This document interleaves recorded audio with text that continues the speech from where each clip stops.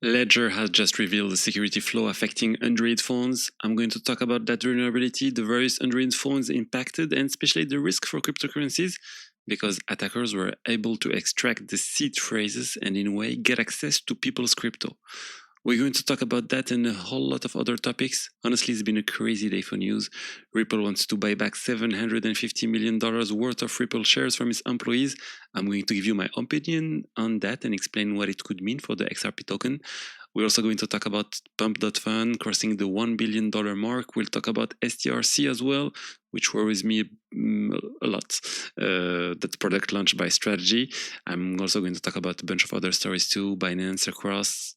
Basically, I've got a lot to tell you. Hello, everyone, and welcome to Crypto at the Crypto News channel.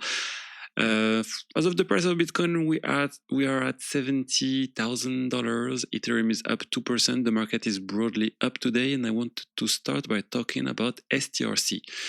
There was this article that came out. Some analysts actually think that Strategy, so the company that keeps buying massive amounts of BTC, could overtake BlackRock's and become the first company to reach 1 million BTC.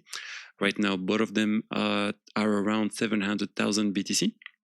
And really, the issue is that STRC, which is this product Strategy launched that is supposed to generate a pretty high yield, over 10%, even now it's 11.5%, while keeping the share price around $100. And that product is doing well. A lot of investors are buying it, it's generating a lot of volume, and that's what allows Strategy to buy more BTC. So good for Strategy, and good for all BTC holders, because when Strategy buys BTC, that's less BTC available on the market. Every time Strategy buys Bitcoin, I see that as good news for BTC holders. But I'm worried about it. I've already said several times that this STRC worries me. They had to raise the yield to 11.5% because at 10% apparently it wasn't enough to attract people, and the share price was drifting away from the $100 level. Kind of like a stable coin can drift away from $1 and trade below. And I found a post that sums up my concern pretty well. The first 2 points are especially important. When you're in STRC, the dividends are not guaranteed. At any moment, the board can decide not to pay dividends, to reduce them, or maybe even increase them. But yeah, they can also stop them at any time. For example, if they don't have enough cash to pay, they will stop them. Now, for the moment, they do have enough cash. That's not the issue. But they still have the option to do that. And above all, the most worrying point to me is the $100 price. The current share price that's around $100 is not guaranteed at all. I've already said this several times, it can fall, it can go to $90, it can drop to $80. And if that happens, I think Strategy will try to raise the yield even more, maybe push it to 15% or 20%. And I think you can see where I'm going with this. That kind of thing is just not sustainable over the long term. If you want something to stay stable, there needs to be a conversion mechanism. For example, with USDC and USDT, you can bring your USDT or USDC to Circle or Tether, and they give you dollars. That's part of what keeps USDC and USDT stable. Anyway, yeah, that's why this worries me. It really reminds me of some of those weird DeFi protocols that offer yield without you really knowing exactly where it comes from, or that try to offer the highest possible yields, but eventually the whole thing starts to break down, to unravel.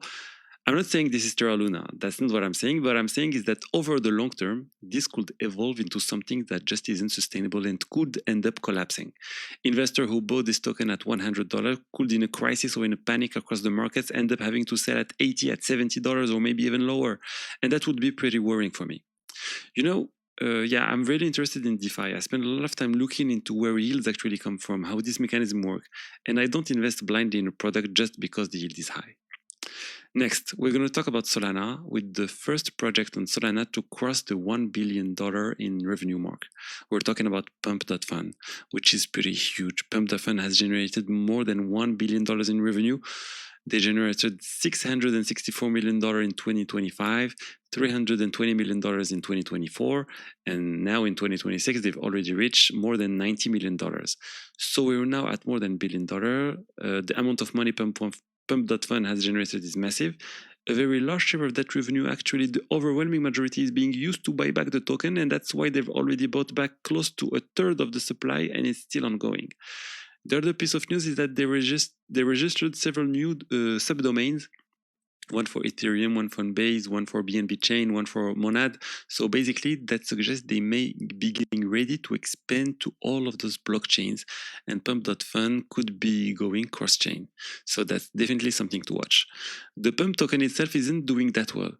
It's still trading below its launch price. It launched at 0.004, and right now it's lower than that, at 0.002, so significantly below where it started. And it's kind of strange to see a project generating that much revenue without the token performing well. But I think the market is probably questioning whether this is really sustainable. Yes, it's making a lot of money right now, but in 2 years, in 3 years, in 4 years, will it still do? What I'm seeing though is that even in real bear market, Pump.fun is still making a huge amount of money. People just keep launching tokens nonstop. It never really stops. So at the end of the day, it does look like an extremely profitable business that can be sustainable.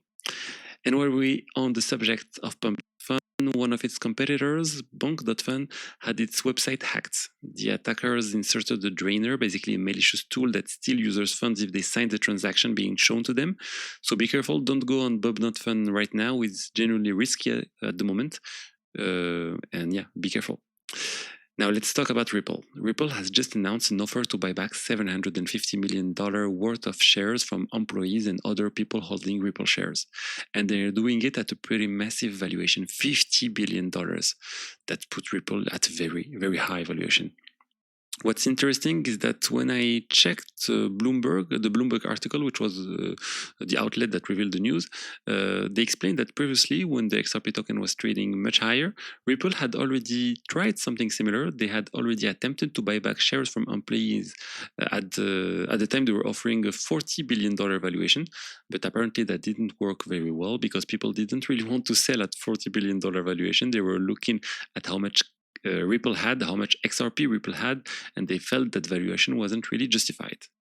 Now, the price has fallen compared with October, and Ripple is offering an even higher valuation, $50 billion or $10 billion more.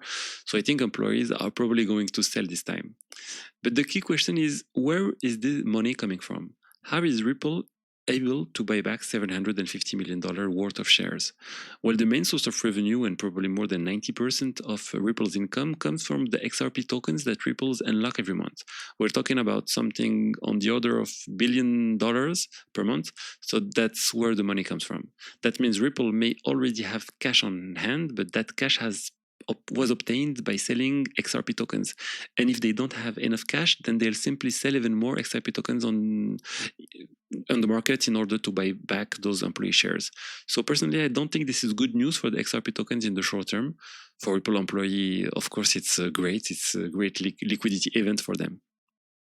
Other companies have done similar things before. For example, OpenAI did this kind of operation to buy back shares from employees, but they did it differently. They brought in outside investor, and the money from those investors was used to buy the shares. That's not what we're seeing here at all, that there's absolutely no announcement of new investor coming in and putting money into Ripple. Yeah. Next, let's talk about Ledger. Ledger has just revealed a security flaw affecting certain Android phones that could allow attackers to extract the seed phrase in just a few seconds, to extract secrets, to extract data stored on the phone, all within seconds. And that's pretty worrying. They ran a proof of concept with several wallets. They tested it on Trust Wallet, on Kraken Wallet, and Phantom, and they were able to extract the information. And how was it done? Basically, they took a phone, plugged it in via USB, rebooted it, and there was a security flaw in the chip, the MediaTek processor, that let them extract the cryptographic keys used to encrypt the storage, the data saved on the phone. After that, they were able to simply pull the data offline from the phone without any real issue. The problem comes from MediaTek, which is a supplier of processors for Android phones. It's not the most widely used one. Broadcom is used more often, but it's also a bit more expensive. MediaTek is basically the cheaper option. It's used a lot by brands, especially Chinese brands.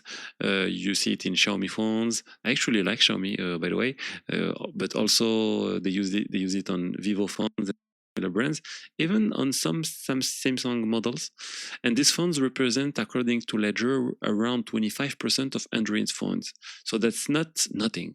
These phones were potentially vulnerable to this type of attack. This is a physical attack on the phone, not a remote one. So it's if someone who's actually has your phone in their hands and has the kind of skills that Ledger researchers have, they can basically extract the data. Now, MediaTek, the company that make these processors, announced a patch all of this, which is obviously a good thing. In the short term, the risk is still fairly low, like I said, because the attacker needs physical access to the phone, but it does show the risk of storing your crypto on a phone or on PC instead of using a ledger. What we're talking about it here is the extraction of keys, the extraction of secrets, and that's something that is basically impossible on wallets like Ledger. At least I haven't seen this kind of flow on Ledger, whereas on phones or PC, it's much more common, so be careful. This only concerned Android, but something similar could potentially happen on iPhone too, on iOS, even though overall Apple controls its components better, so it may be a little less likely. It's still possible. And the best solution is, yes, to use a wallet, a physical wallet like Ledger. I know a lot of people, myself included, have criticized Ledger over certain things they've done, especially around customer data. There were some leaks. But when it comes to pure security, Ledger is still at the top. You could maybe also look at Trezor. I haven't had time to really dig into Trezor in details. I know the latest prototypes are very good. The latest products are really good, but I still need to analyze them. And for now, Ledger is still one of the best wallets out there. Next, let's talk about the Department of Justice in the United States, which is reportedly investigating Binance over certain transactions linked to Iran that may have gone through and may have been used to launder money that ultimately ended up in Iran, which is completely prohibited because of sanctions. And Binance has now filed a lawsuit against the Wall Street Journal, which revealed the story a few weeks ago, saying the article was false. They're suing for defamation. The article claimed that Binance had shut down the team that had raised these issues internally and that the problem had in fact been detected inside the company. So we'll see. If there's a lawsuit, that means it probably end up in court, where there will be the usual legal process with both sides presenting their evidence, and we'll see how far it goes. Personally, I don't think Binance would have filed the lawsuit if the story was true, because by doing that, they're really exposing themselves, the whole discovery process, the exchange of emails or the associated data, everything can show whether it was true or false. Then let's talk about Optimism. I think this is bad news for Optimism. The company OP Labs just laid the people off. They laid 20% of the staff. They said it's not about the cost, that they have enough money, but that they want a team that's more focused on a certain number of priorities. And to me, Optimism is really in a difficult spot right now because Base left the super chain, left the OP stack, and they're clearly rethinking everything.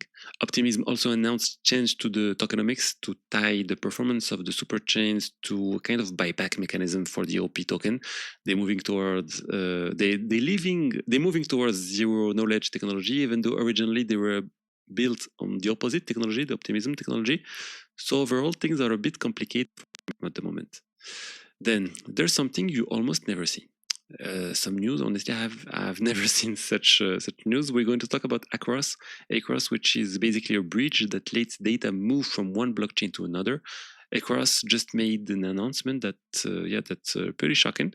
They decided to shut down their DAO, their autonomous decentralized organization, and basically get rid of the token model as it exists today. Instead, they want to turn Across into a US company, and they're offering ACX token holders, ACX being the Across token, the option to sell their token back at 25% premium compared with the average price over the last 30 days. And those who don't want to sell don't have to. They can also keep their Across token as long as they hold more than $10,000 worth, and in return they'll get exposure to this new company that's being created. Why are they doing this? They said they believe the Across token is undervalued, and if they become a company, it will be easier for them to sign contracts, sign partnerships, and raise money from institutional investors. So they're probably thinking about either being acquired or raising a lot of money by turning into a company. And that's why the token pumped so hard. Look at the movie. It went up around 80% after the announcement. People are betting on what happens next, on the idea that there will be strong demand around this token, that people will want to buy it. There are two different tires. There's one tire in the millions, one at least, one to hold at least $10,000. But anyway, you should, what you should note, if you want to keep holding the Aquarius token, you should have at least $10,000 worth of Aquarius token at the current prices. But yeah, in any case, if there probably be some KYC and all of that, so yeah, we'll need to see the exact conditions, but that's what explained the rise in the token today. So that's what I wanted to tell you today about the different crypto news stories. I hope you enjoyed the content. If you did, don't hesitate to like, comment, and subscribe, and I'll see you tomorrow for more. Bye bye.